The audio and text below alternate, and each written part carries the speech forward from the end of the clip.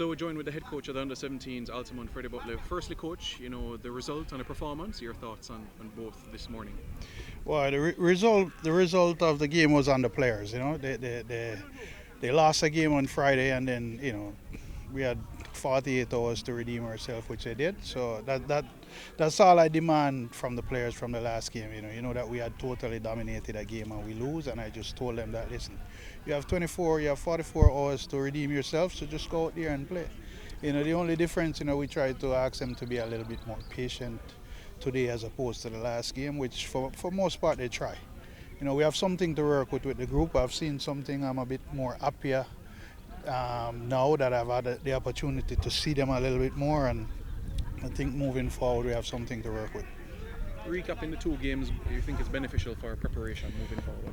Yeah, it's beneficial because we always cry that these kids don't play enough international games. So it's two international games regardless of the situation, regardless of me knowing them, regardless of training sessions or preparation. It's two international games that normally at this age our kids don't get in terms of preparation.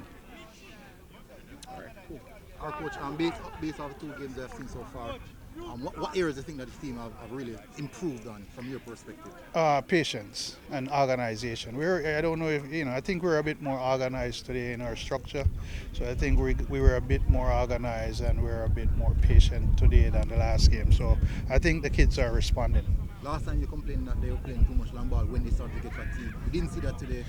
They stuck to what you're trying to do from minute one until the last minute. Are you pleased with that? Yeah, like I said, they're responding because that's one of the things we tried to fix from the first game. That when they get a little bit tired, their habituals kick in and we start kicking the ball away. But for most part, they try.